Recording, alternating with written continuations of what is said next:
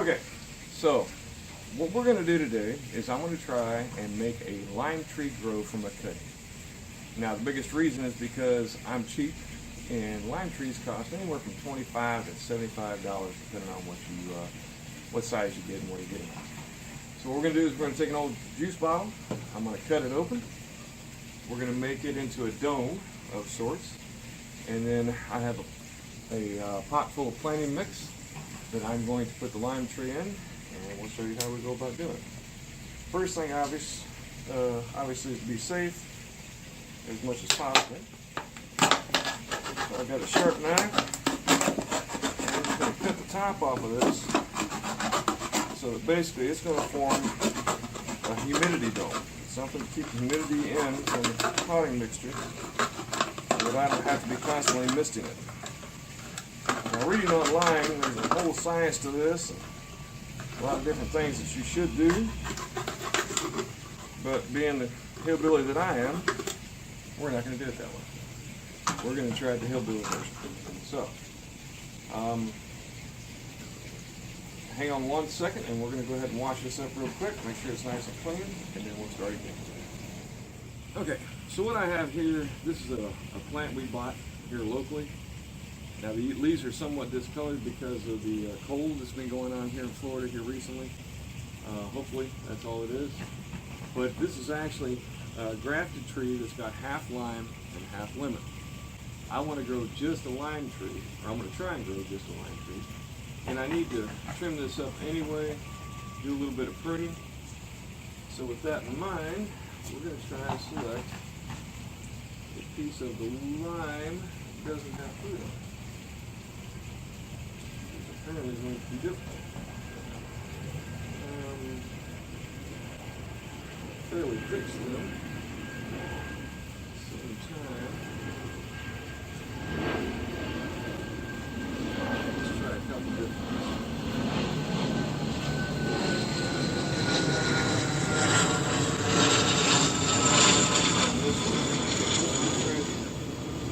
Basically, we're just going to cut it back. Get yourself a nice little cutting there. It does have a little fruit on it, but I'm going to strip it back a little bit. Alright, I'm going to take it over here.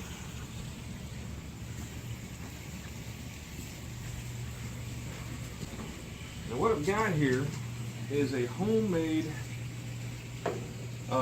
rooting compound. Essentially all it is, and I've looked this up on several different websites, and all it is a teaspoonful of honey and 2 cups of boiling water. You mix them together, stir it up, and then basically dip the plant in it.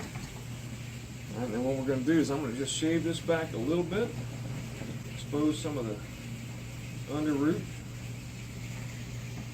shave back a little bit of the outside bark. Now some people say to do this and some people don't. I want to cut just part of it and see how it goes. Now we've had great success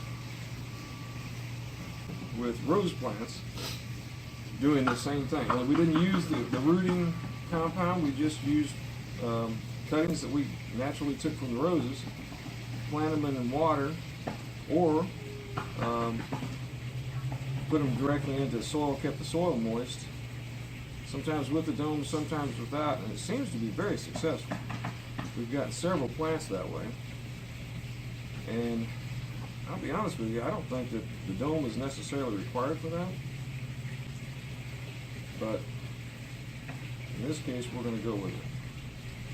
Because I want to try and keep these moist a little more so than I did with the others. So basically I've got a little bit of the bark stripped back down towards the bottom, not touching it. And then I'm going to dip this in my rooting compound. Swirl it around a little bit, make sure it gets all up in there. And supposedly what the honey does, really just more of a disinfectant than anything else. Now, put that on there, stick the finger in there, poke the hole pretty far down. And we're going to place that directly in the pot. And just fill it in a little bit. I may have underestimated the size of my jug. So what happened? Alright, well, let's do something different. There's my nipples. Let's cut this back a little bit.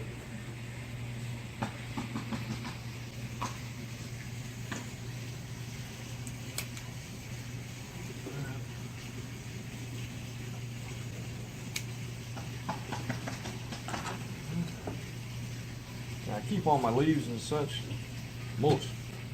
Nothing quite like free mulch. Pack all this up in here.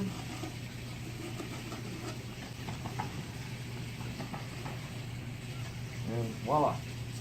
The dome. I'm going to cover that a little more.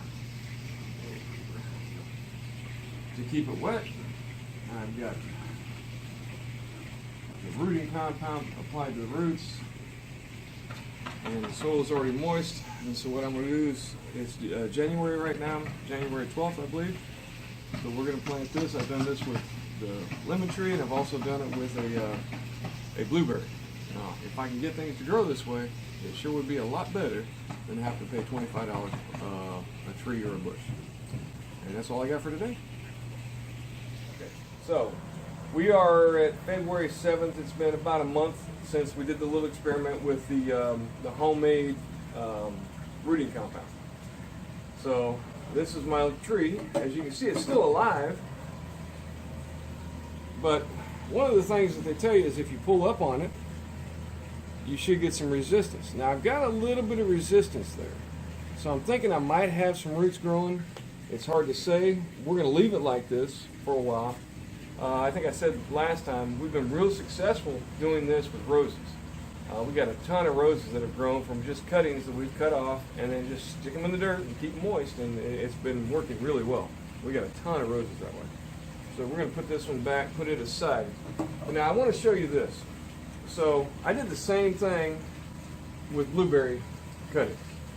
Now I went out and I purchased this particular product from Walmart. It's a rooting compound. All right, it's a store-bought rooting compound. It only cost $1, man. So I was like, yeah, you know, how bad could it be? So I used the homemade rooting compound on the 14th on this blueberry, and I used the store-bought rooting compound on this blueberry on the 19th. So this one's been in the ground 5 days less than this one. And yet if you pull up on this one, it's loose. I actually feel like it might have some roots starting to grow. But this one, on the other hand, not only has a good solid root, but I've got new growth you can see coming in. I've got flowers at the top, and it's actually starting to bloom out. So while I believe that the other rooting compound, the homemade rooting compound with the honey and the water, may have helped, I'm not entirely sure that it really made a huge difference, but I can tell a substantial difference between the growth of this plant and the growth of this plant with the actual store-bought rooting compound. Now, so that's not to say that the honey and the water mixture, the boiling water mixture, didn't work, because unfortunately, this wasn't a very scientific experiment. I did not try one without any rooting compound, which is what I should have done, and I'll try and do a little better with my experimentation in the future. But I really just wanted to see if it was going to work, because these are about $15 a piece to buy a nice blueberry bush. If I can get this to grow without any expenditure, that's fantastic. I can start putting blueberries all over the yard, and blueberries are good. So just wanted to let you know, the store-bought rooting compound did seem to work a lot better. I'm also going to try it here in a little while with the cuttings from either the lime or the lemon tree, and we'll see how that goes. And that's pretty much the end result of the experiment. I personally would go buy the rooting compound rather than trying to use the homemade honey and water compound. Of course, you can make your own decision on that. And that's all for now.